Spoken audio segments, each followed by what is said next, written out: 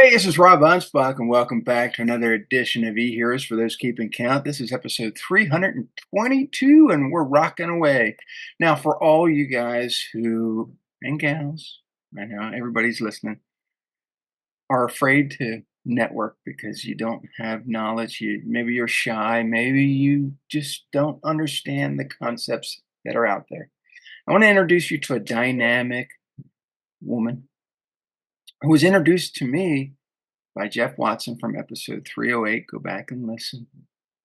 But she does real estate acquisitions. And you might be thinking, well, real estate? Yeah, maybe you've dabbled in it. I know I have. And I've known a lot of people who have lost money.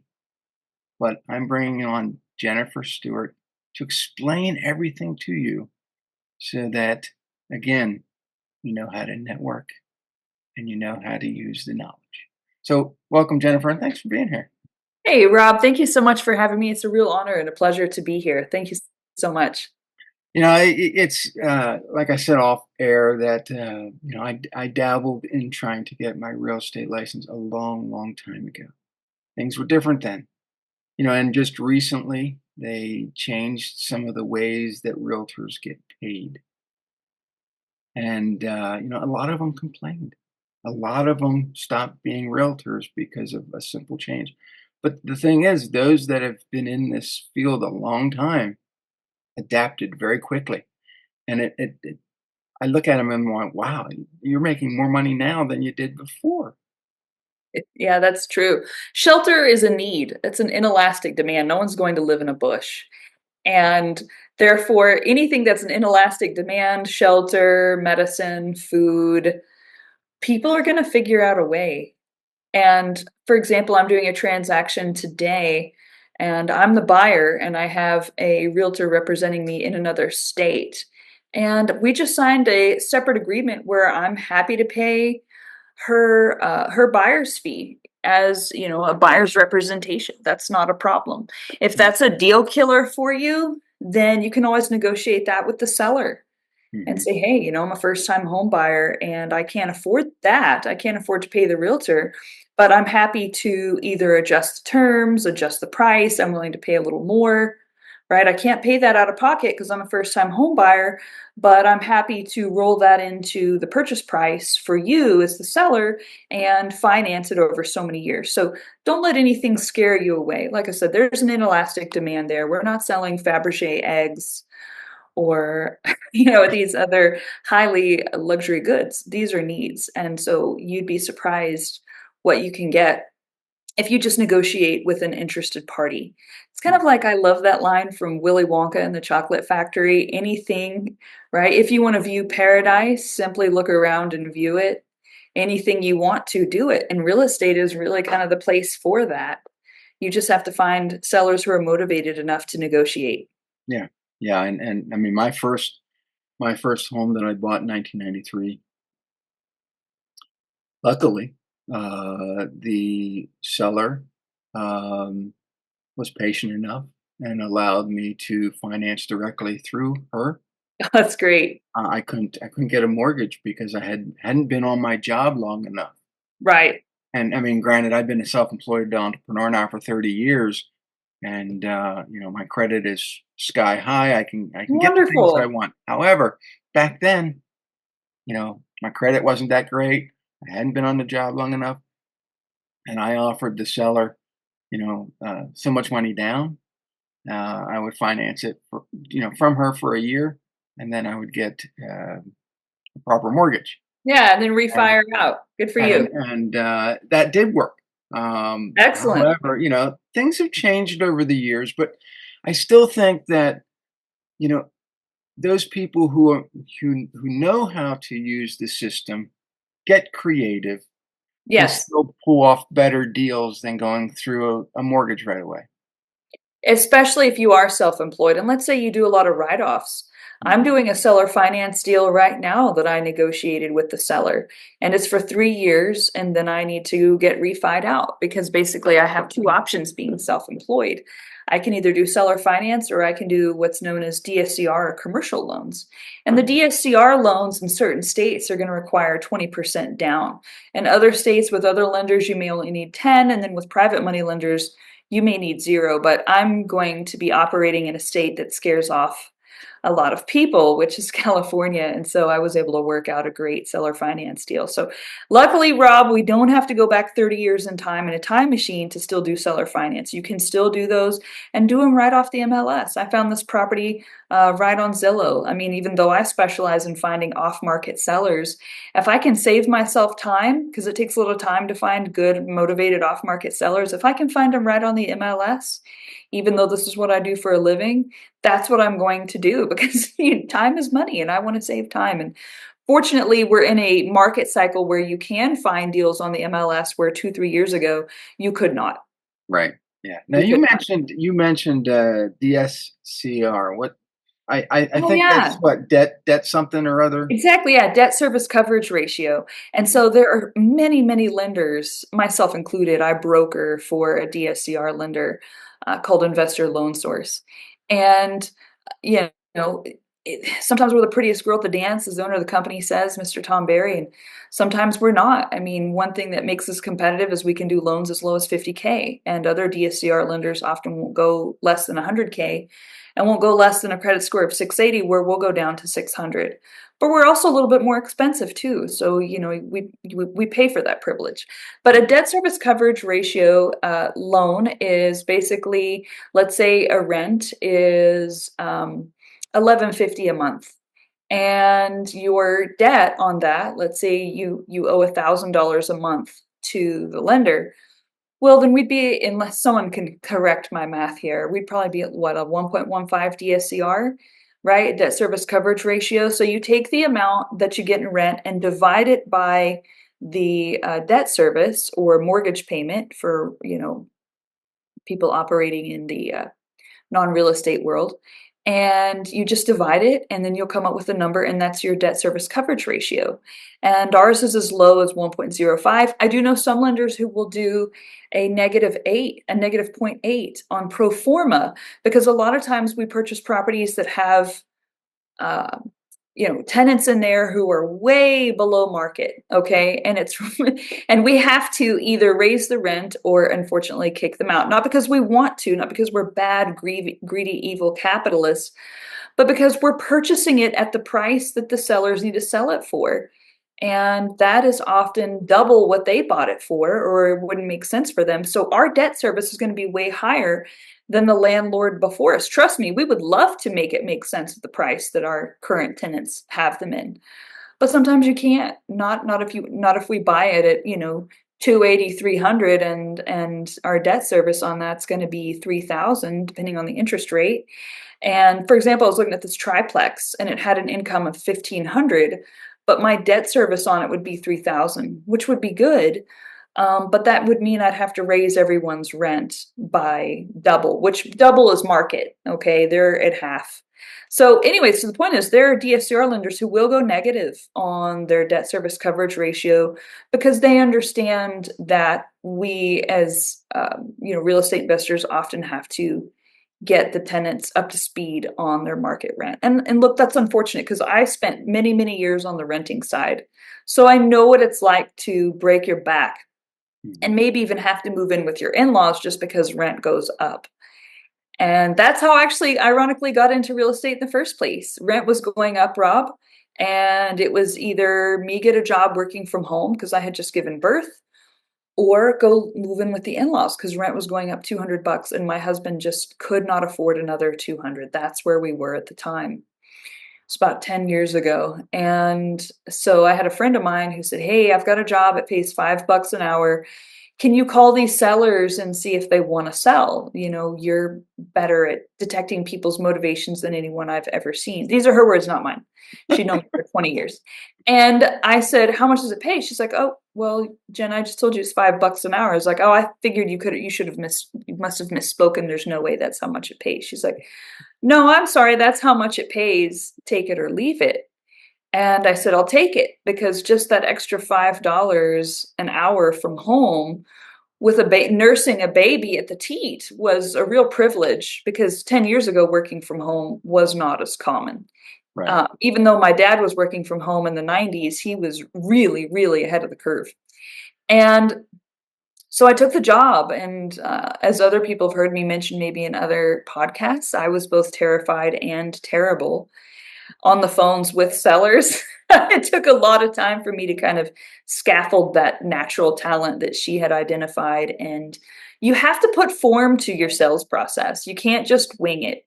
Right. You will not get results if you wing it. You need to study under someone who's already done an excellent job.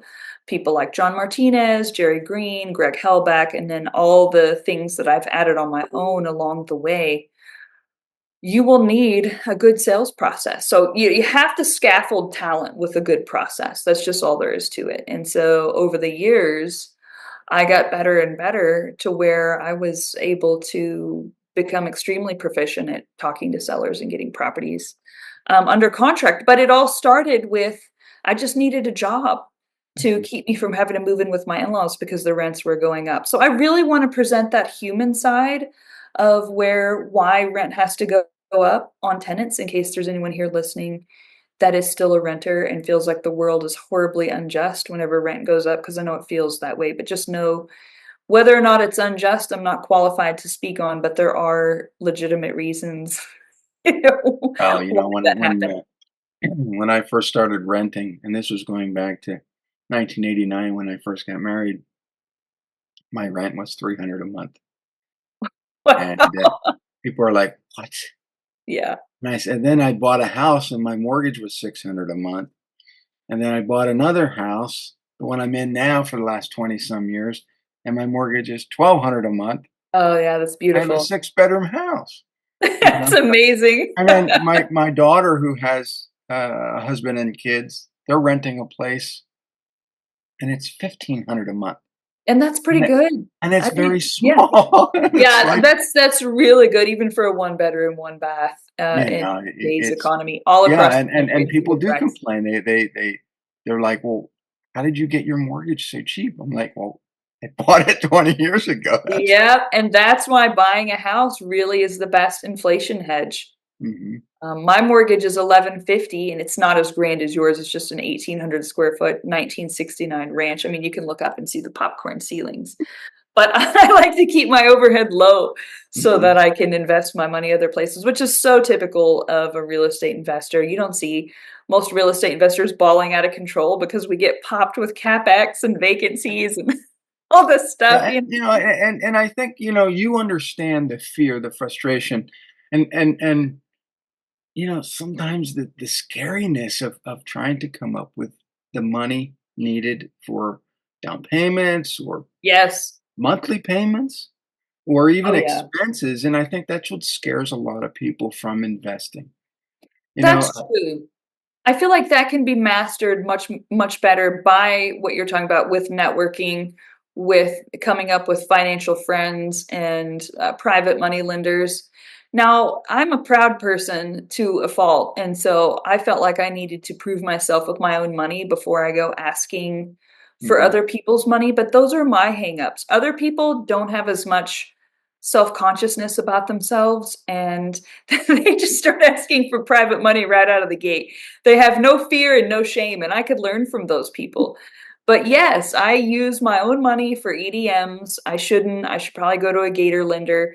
But if I plan on living there, for example, I don't want a gator lender in the mix. That's just more debt service to cover, and that's fine. But not if I plan on living there, or if, like you talk about legacy, if it's a legacy property that I want to keep in my family for generations.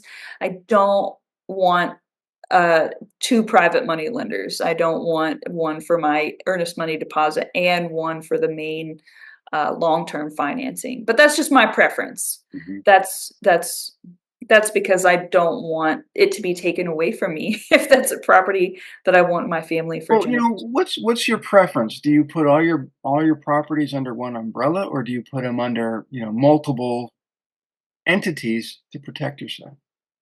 That's a great question. To be fully transparent, I'm not that far down the road. All the money that I've made thus far is in helping other investors get to their goals. So I have companies where I have hundreds of clients for virtual assistants related to acquisitions and data and skip tracing. I do the hard money lending, and I have my license with EXP so that I can refer the retail deals that come through my pipelines to other realtors or investors. So most of my money has been transactional. And Mhm, it's only as I'm approaching 40, Rob, just to be fully transparent, that I have started really thinking it's time to start buying assets. mhm, And the reason why, and I'll be fully transparent here, is because why would I want to take on debt service to cash flow $300 a month whenever I could hire one new virtual assistant and cash flow $300 a month without the debt service, toilets, tenants, termites, etc.? Right? All I have to do is hire one more VA, and there's like a sea of them and a sea of clients. And it just didn't make a whole lot of sense to me. And I thought, you know what? If my clients want to buy assets, I can help them do that. And sometimes I'd get a little bit of criticism, like, Jennifer, why don't you have these assets since you're so good at finding them? And I said, well, look, maybe just be glad that I don't, because what the last thing we want is a town drunk who drives the beer truck. So just be glad that I don't want that. I'm happy just to have my transactional income. And it mhm. was only upon feeling my age a little bit and realizing that busting hump to find clients the rest of my life may not be something that I want to do. And right now, sure, the cash flow is 300 and it's not exciting. But if you move forward 20, 30 years and we've got cash flow of, let's see here, rent typically doubles and a certain amount of time. So let's say we're cash flowing 1,000 a month per property here in 20, 30 years.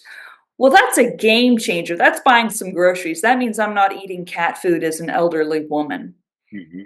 And so that's kind of what changed my mind. And so all I can tell you about different entities would be textbook knowledge that I've learned from studying, and that would probably be best left to other folks who have a lot more experience with that. But I can say this with authority: there are software companies like PropStream, to where if you use a bunch of different entities, but they all have the same mailing address, they will all come up under linked properties. And that's not new information, but it's something the public may not know. And Right. so if you are going to use different entities, please change your mailing address. Otherwise, it's all going to come up.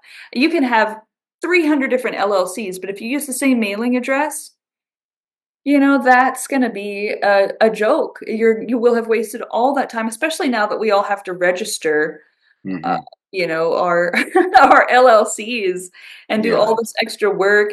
And so I would say one thing that Jeff Watson taught me was to just go to your UPS store and buy a UPS mailbox, right? It's gonna have the address of the mailbox store, dash, 1234 for your mailbox, and just get a different mailbox for every property or every LLC if you're that concerned about it. Yeah. And Jeff is my attorney, and I tend to not be so worried about bad things happening, and that's why I have him, because I just can't imagine a world where you have malicious people who would try to go after your assets. And I know that's super naive of me, Rob, because I think I would never do something like that. I don't have that kind of time on my hands, but we have professional litigators out in this world. I know that because of selling data and skip tracing for one of my companies.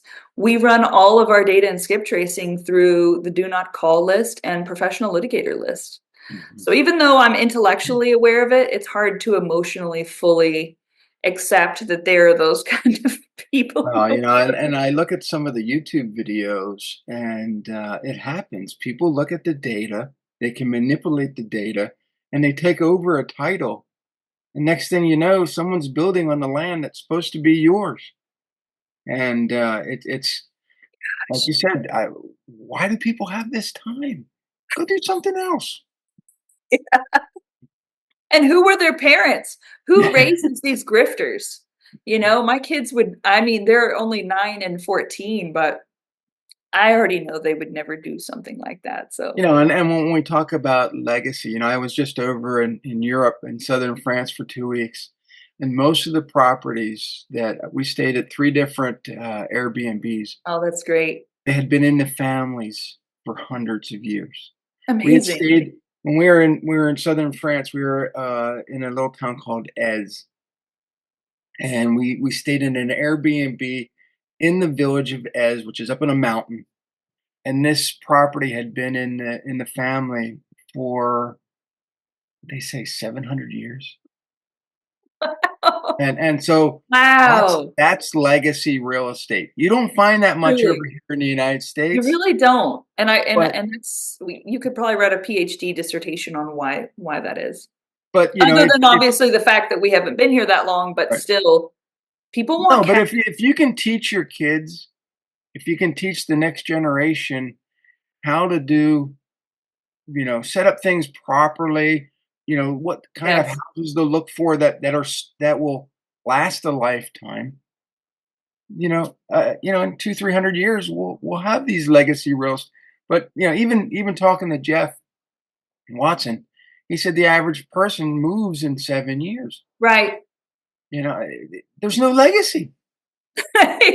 And I think it's because bills are so tight that you have to make tough choices, and people see that cash and look, I have a partner I've been with for 23 years, and he really wants to sell the house we're living in now before we move to California. And I was like, the mortgage on this is 1150 a month. If I can't afford to maintain that, pardon my language, what the hell am I doing with myself? Not enough, not the right things. I said, so I really don't think selling this, I don't think we're going to hit a cash crunch where that's going to make sense, where the mortgage is only 1150. And if it does, again, what the hell am I doing with myself? Oh, I'm and, not doing and then anything let's say with my. you rent it for 2,000, you still have depreciation.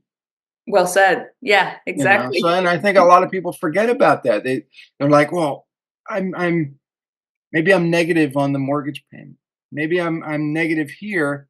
Maybe my expenses are too much, but you got that depreciation. You got Well that said. equity build up. Yes. And I think that I've had relatives who have bought real estate and have lost a lot of money only because they were pressured into buying it, or they thought it was easy. And I think sometimes people don't get into investing because it's the risk factor. But Right. if you can kind of control that risk and say, "Well, yeah, I have 100,000, but I'm only gonna invest 30 because that's my Exactly. down payment." Yes. Well, that's exactly what I did. Was I make sure it's only a certain percentage of the cash I have on hand. And Mhm, we're talking about really beginner stuff here. We're not talking about sophisticated. I have this huge network of private money lenders that I just tap into regularly, like people who are building these big portfolios. But I think as someone who is starting out and buying assets, even though I've had really good cash flow from my companies, I'm being very conservative, just like you said, Rob, because I don't want to get over leveraged. I don't want to end up in a cash crunch where I have to sell other real estate that I own. mhm, And I want to make sure that I can hold on to it for the long term. So that's why my goal, as non impressive as it is in our space that gives a lot of bravado, is just getting 2 rentals per year. mhm. And like I said, I'll be 40 over the next 20 years. That's 80 properties by the time I turn 60. That's plenty, Yeah, and right? So I and feel like and you need to here's the play the long game. right, and you also have, a partner that supports you, and you're Yes. also doing things in a way that support him. Yes, that's And I true. think a lot of couples, have this push-pull, say, "Well, I'm gonna invest, and I don't care what you say." But, if it wasn't for my wife, I wouldn't be where I am today. Because Oh, so true. it's that constant, pressure for me to make sure that I give the family what I think they need. It's not always about money, it's not always about, Right. food or clothes, I'm giving them something better than they had before, or, you know, my kids don't know, but, you know, they get more things now than I did when I was a kid. Oh, for sure. Yeah, that's one reason why we homeschool is so that we can inundate them in a business mentality versus an employee mentality. So they can see me. They're off screen right now. They can see me doing podcasts. They know that that's part of building community and part of building a brand and part of just connecting with your peers, colleagues, and superiors, Mhm. and so they see me in all my meetings. They come with me to properties unless the tenant's there, Mhm. because we want to respect the tenant. I mean, we don't want to run the whole family through a property if the tenant's there. But if the tenant's not there, then I bring my children with me and I have them put on N95 masks. I've Okay. learned the hard way. You really want to put on an N95 mask before you go into any off market or sometimes even on market property. There's a lot of drugs, a lot of hoarding, unfortunately, fecal matter and things like that. But that's Mhm. just part of it. And so I do have 2 boys, which is a little different dynamic, but girls do this quite well too, from lady investors I've worked with and, other investors who bring their daughters. But it's a little easier with sons to kinda introduce them to these elements and try to have a human component with, like, these are human beings. Mhm. One guy was a legless veteran and his house was trashed and you could smell the weed, and he had one fat Rottweiler female Wow. who was just barking at us, but her son almost bit us, like the Rottweiler son. And so I just kind of kept my arms up by my chest because I knew if it was going to bite anything, as long as I kept my hands to myself, it was just going to bite my leg. But, we run into circumstances where I think, "Oh, man, I really shouldn't have brought my kids here," because you don't know what's around the corner in these properties. But it does teach them these are the things we have to do to buy deep in equity, Mhm. and we have to get to know contractors, so I'll take them with me to contractor meetings, and look, they are silent as the grave in these meetings. They know that their job is just to sit and listen. Yeah. And I'm not saying they're not prodigious and they don't get horribly bored, but that's okay. It's just like eating vegetables. It may not be ice cream, but still, over your lifetime, you appreciate the vitamins you get from these vegetables. You appreciate the fact that hopefully talking and interviewing contractors to them is normal. Hopefully going to look at properties is normal. They see me handling some very difficult challenges sometimes. They've seen me, cry and cuss over things that went awry that I thought, "Oh, man, I didn't even see that coming," which, of course, those were things that Jeff ended up helping me with. But they need to see that business is hard, and they also get to enjoy the freedom too because they homeschool. We're Mhm. able to travel. We just got off of a 3-month road trip, Wow. um, during their school year, and so I don't know anyone else who homeschools their kids from the road. And Mhm. by the way, this is public homeschool, so it's not like we're just flying by the seat of our pants creating, criteria and curriculum for them. The state of Texas does this, and Texas is fine with homeschooling, but California not so much. So we're Right. thinking about, maybe keeping our homestead here in Texas so that we can maintain the kids homeschool, but then, live there a good part of the year. Well, you know what really struck me as you being a caring person, not only for your clients, but for the people who follow you on social media. You're very transparent. You share everything. You share the struggles. You share things about your kids and your partner, and even the transactions. In fact, the other day you shared a letter that you wrote to a potential buyer, and it was like I'm reading this going, I don't know of any other person who would include all this stuff in a letter just so that they could, buy a property. Around here, it's not going to happen. It's Well, they had asked me for it specifically.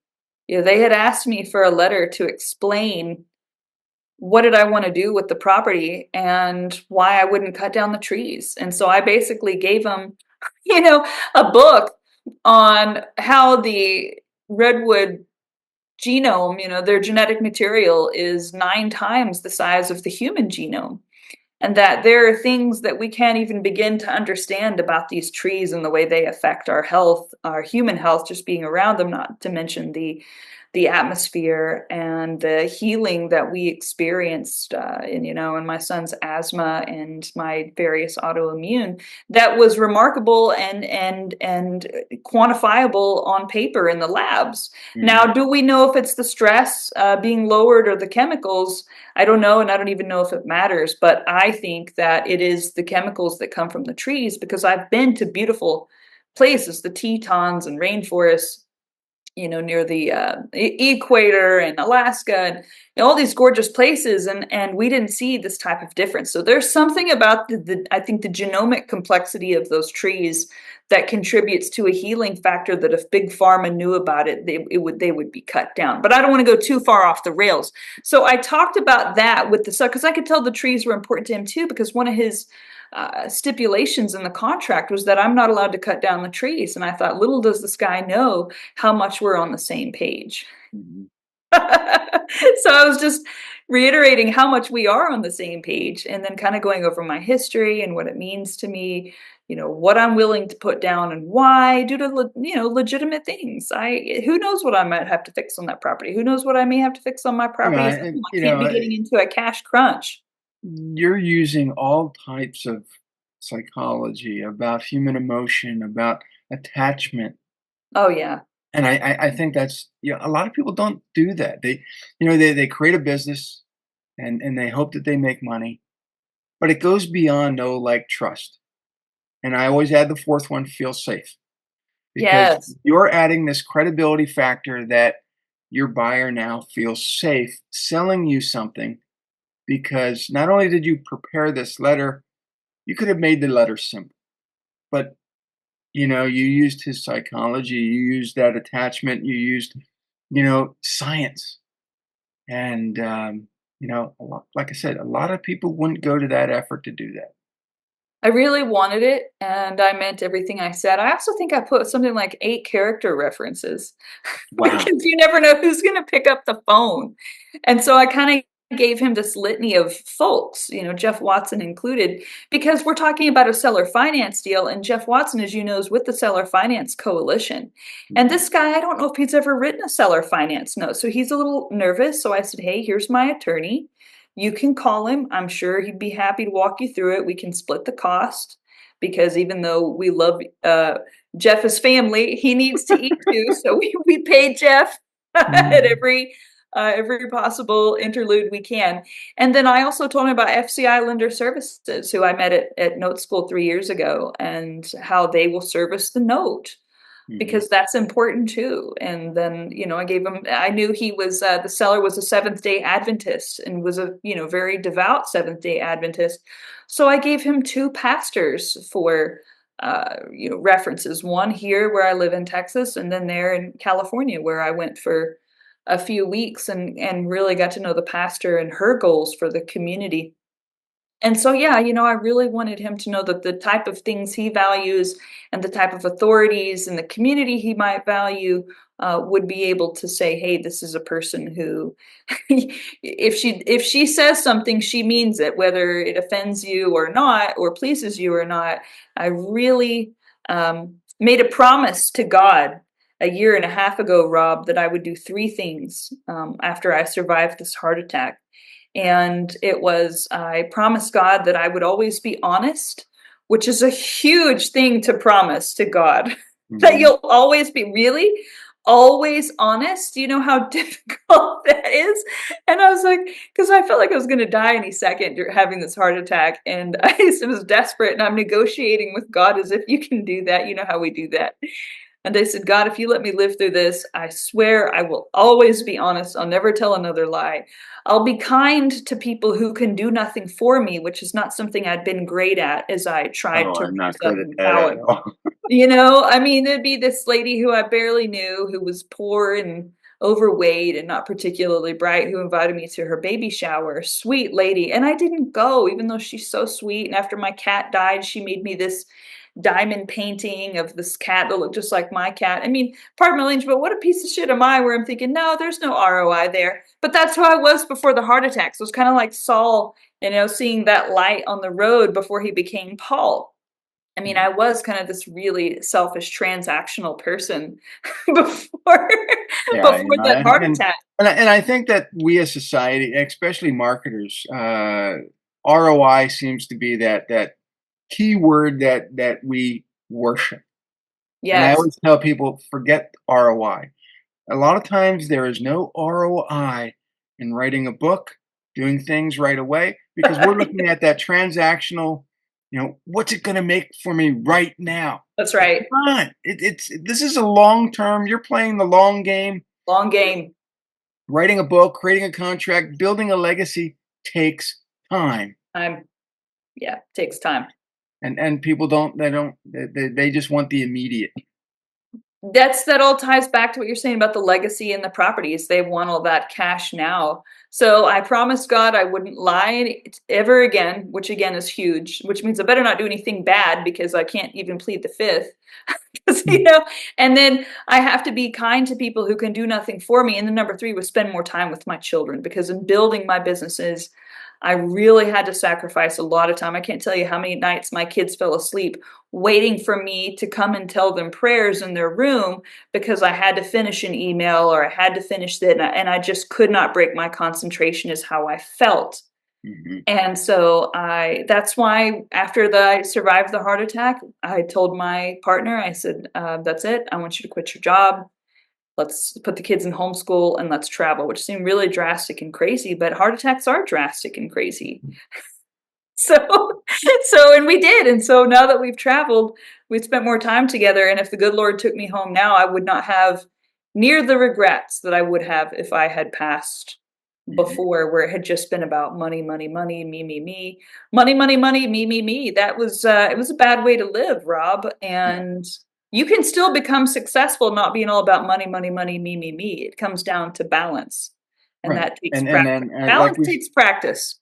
like we started this podcast out, it's network knowledge, and for you, it's your love of God. Yes. And I think, I grew up in a very Catholic upbringing, but I never put God first until a couple years ago, and things started turning around. It was a wake up call. So what turned around for you? Can you give any specific examples if you feel like it's appropriate? Well, 20 years ago, my daughter was diagnosed with diabetes. She was 10 years old at the time.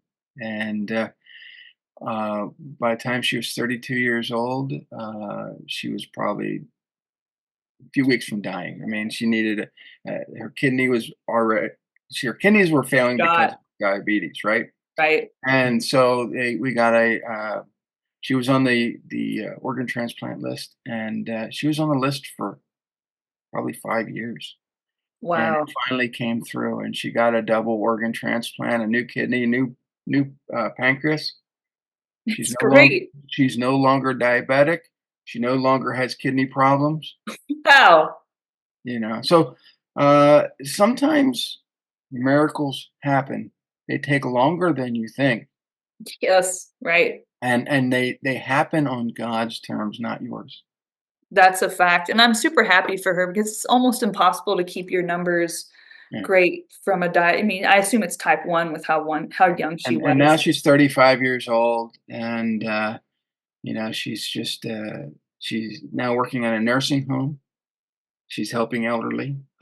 She could never work before, while she had all these issues, and so she's doing well. That's awesome. I love hearing that. That is just really But fantastic, Rob.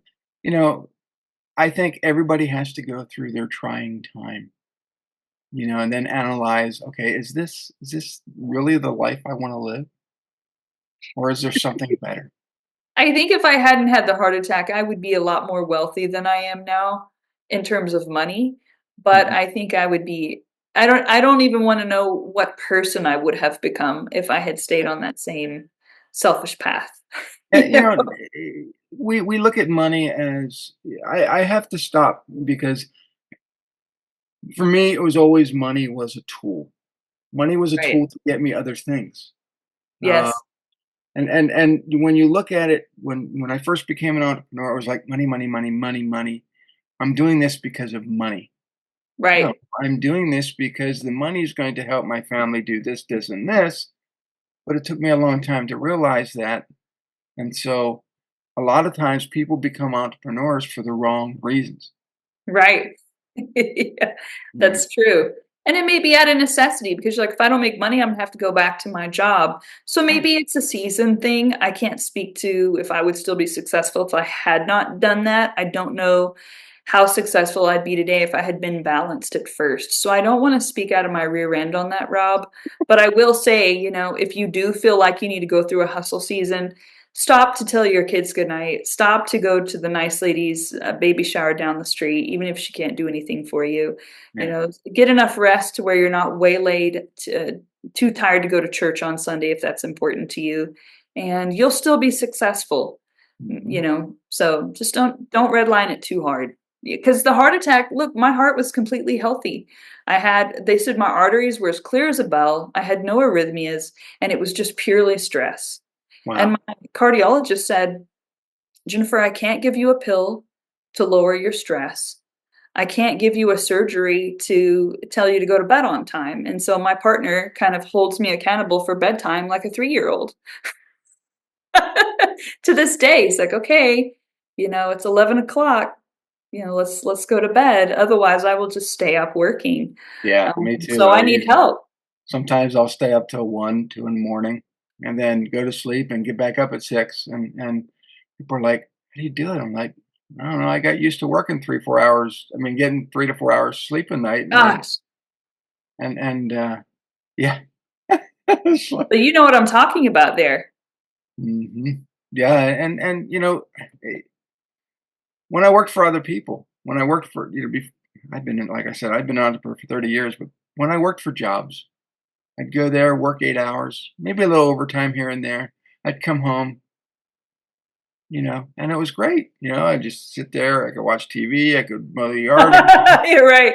Now as an entrepreneur, I'll work, 20 hours a day. But Yeah. Yeah, that's true. And I don't feel like entrepreneurship is for everyone.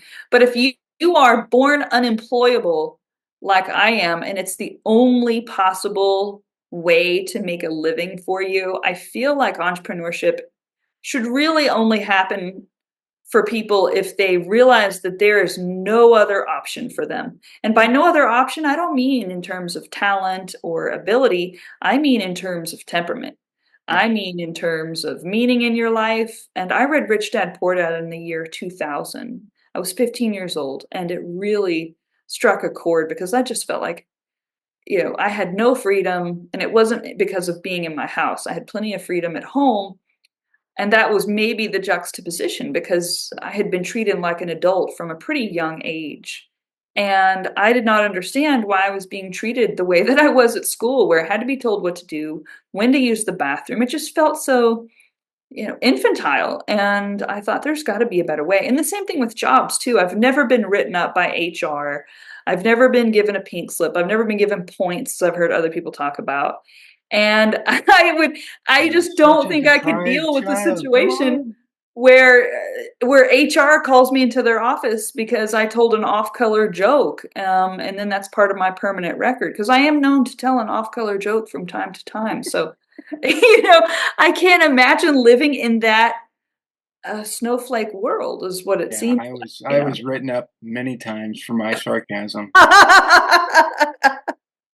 And so, and the funny thing is that sarcasm has become my superpower and has enabled me to write all these books and gain great clients so sometimes the things that people uh, write you up about or get triggered about, is that thing that makes you who you are. Exactly. Yes. Man, that is extremely quotable. The thing that gets you written up is what gives you the competitive advantage. Hmm. People need to be able to connect with you. So that's just not the environment for me. There's no two ways about it. I have been called bossy since I was about 3 or 4. I don't see myself as bossy. I see myself as just this is what I want, and I don't see why it hurts anyone for me to get it. Hmm.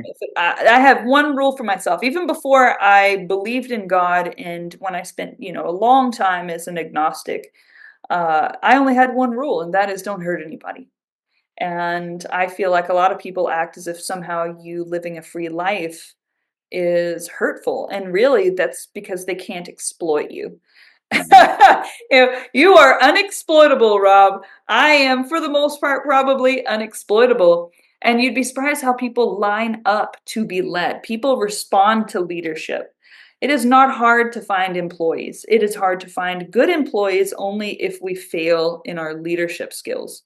Mhm. And so you will never find a shortage of employees. I feel like God makes us the way we are for a reason because He needs leaders and He needs workers. And look, and the reason why I'm saying that so nonchalant is because I've given many of my workers leadership opportunities and they turn them down. They're like, Yeah. nope, I just want to do this. And I'll be like, come on, but you have so much talent. The only reason why I'm the boss and you're not is because you don't believe in yourself. You're so much smarter than me. You're so much more capable than me. I only hire people at this point who are smarter and more capable than me. And the only reason why I'm the boss and they're not is because they don't want the stress of leadership, where some of us don't have a choice. Right. Yeah.